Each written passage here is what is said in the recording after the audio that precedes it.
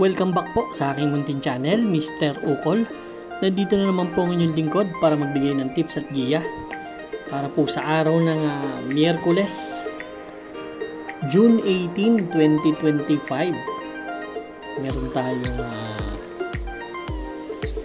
7 karera at alas 5 pa rin ang start ng ating karera. Shoutout tayo. Shoutout po Mr. Bobby Salsos, Emmanuel Cruz, Julito Ireneo Jr. At binabati natin yung grupo ng Kagitingan. Yan.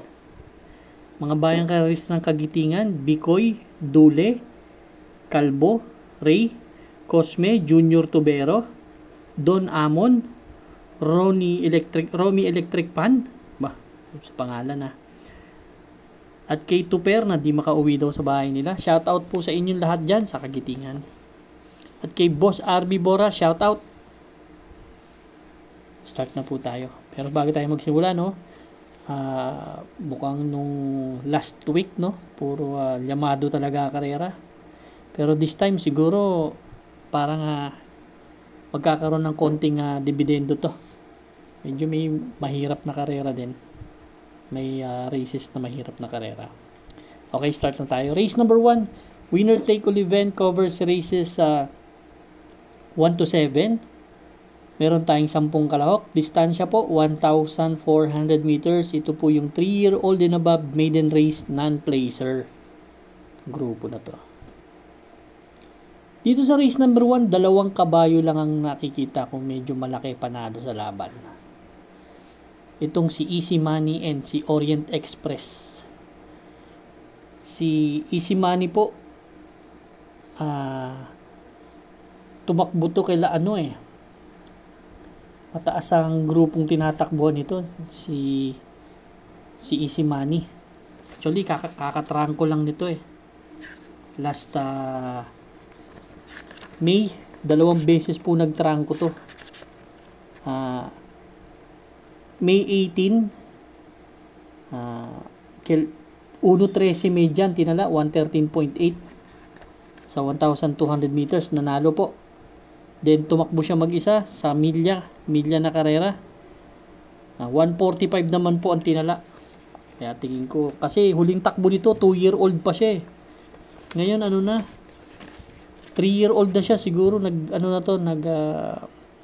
tingin ko mature na. Ang huling takbo po nito dun sa second leg juvenile. Kaila static offer, medyo hindi siya tumimbang dun. Nung 2-year-old siya. Pero ngayon tingin ko may tulin tong kabayo na to. Sosolohin ko po ito. Si Easy Money, pero tingin ko balikatan ng laban nito kay Orient Express. Kasi si Orient Express tumakbo ng first and second leg ng locally bred stakes race. Nung una, doon kila Sweep Andre, then kila District 1. Dramating kabayo.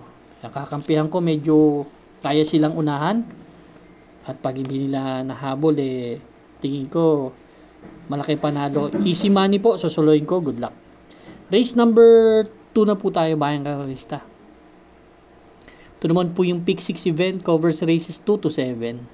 Meron tayong 6 na kalahok lang. Distansya po 1,200 meters na karera. Ang first choice ko po, entry number 4 na si Angel's Crown. Si Angel's Crown may takbo to ng 1,200 meters. Doon kila Celebrity. Actually, nakipagmakbakan sa harap to Tingin ko naman na pag nauna, walang although may mabilis, dito si Batang tsaka si Olympic Lady, pero tingin ko kayang-kaya niya to. Yan ang aking first choice. Second choice ko si Red Hawk na may 1.17 naman din sa 1,200 meters.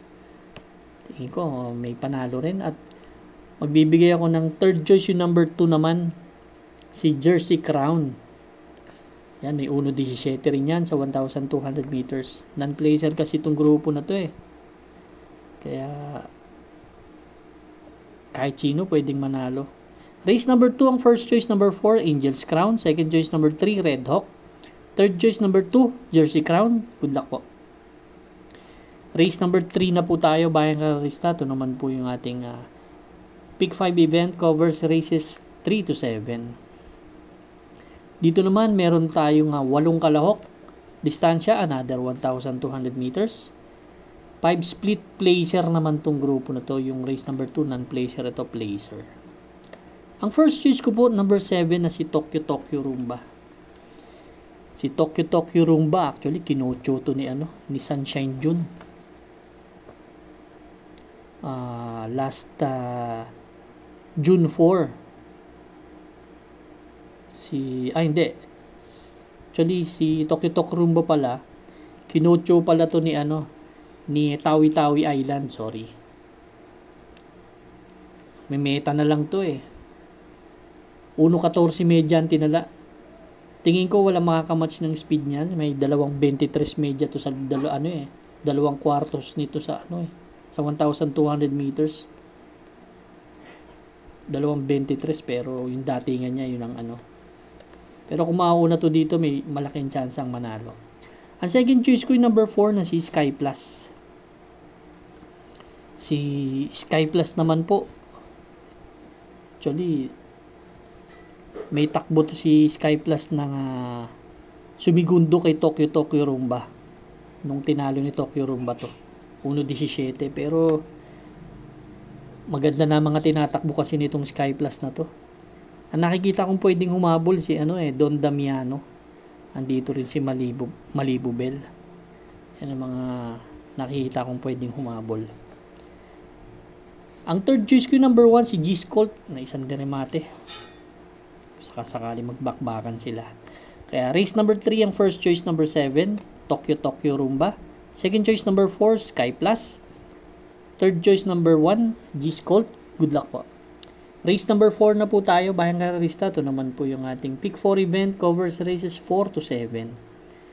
Meron tayong 8 kalahok. Distansya po, another 1,200 meters. 6 to 10 split naman po itong grupo na to. Ito yung sinasabi ko na medyo mahihirap na karera, no?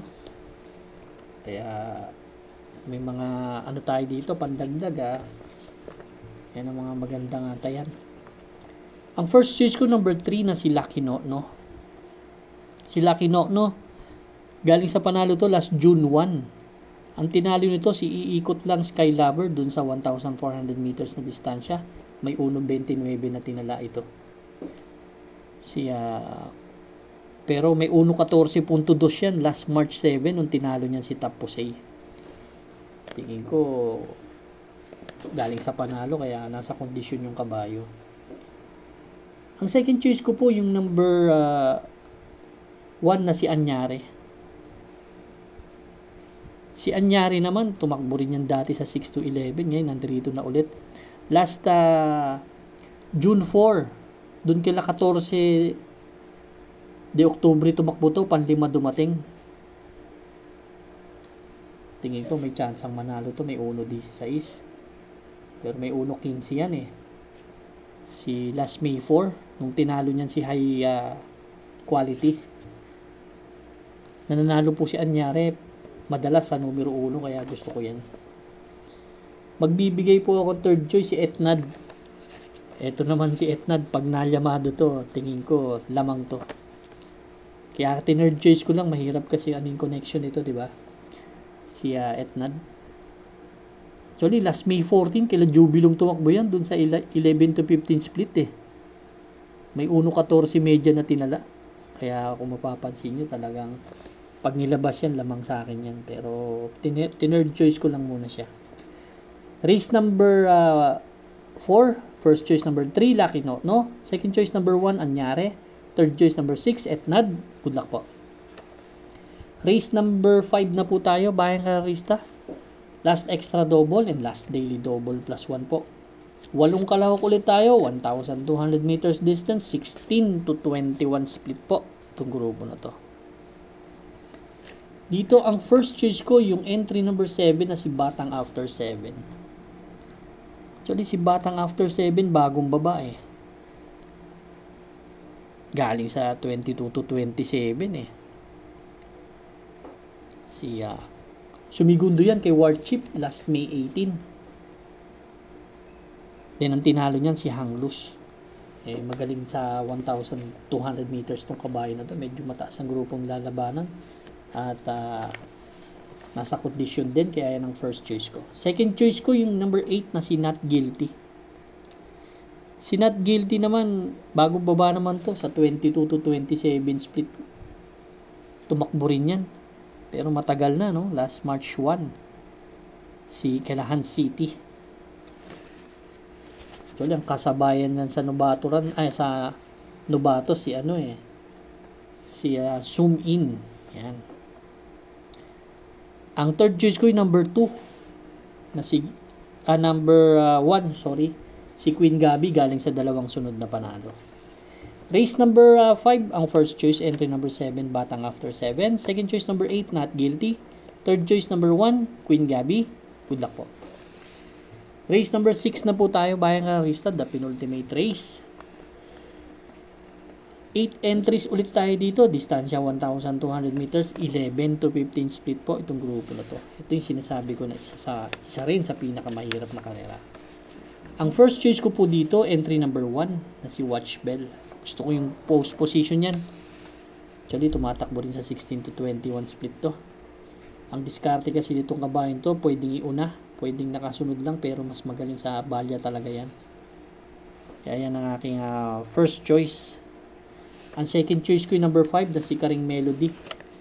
Sa 16 to 21, nanggagaling din yung grupo na yan. Itong nilalabanan ni Karing Melody. Kaya yan ang aking second choice. Ang third choice ko, si Tugatog. Baka umulan bukas J.A. Gusi Pahinete, maunat makatapos ng karera. Race number 6 po, ang first choice number 1, Watch Bell. Second choice number 5, Karing Melody. Third choice number 7, Tugatog. Good luck po. Race number 7 na po tayo, last and final race for Wednesday night racing sa Metro Turf. Paratingan po ng ating mga exotics, winner take all, pick 6, pick 5, pick 4, last extra double, and last daily double plus 1. Meron tayo uling 8 kaluhok at 1,200 meters distance, 6 to 10 split po itong grupo na to. Ang first choice ko yung number 2 na si Essential Lady. Si Essential Lady last June 4. Lumaban to, tinalo sila ni Sunshine June, Hot Legs. Yan mga kalaban yan, 160 ng tinala, pero tingin ko sinubok na yung kabayo, meron na to. Medyo kinulang lang, at least nandoon na yung gigil ng kabayo Tingin ko malaking chance ang manalo. Ang second choice ko yung nag-uumento rin, entry number 3 na si Heritage. Ganda rin ang post position. Last June 11 naman, segundo to kay Golden Jaraywa, si Heritage. Tingin ko malaki rin ang panalo. Magbibigay akong third choice, isang deremate, number 8, Asik Falls, na magaling din sa ulan. Kung sakaling uulan sa Metro Turf, malaking chance ang manalo rin. Race number 7, last race natin. Ang first choice number 2, Essential Lady. Second choice number 3, Heritage. Third choice number 8, Asik Falls. Good luck po, Bayang Karista. Maraming salamat po sa inyo walang sawang pagtangkilik sa aking munting channel. Good luck and stay safe.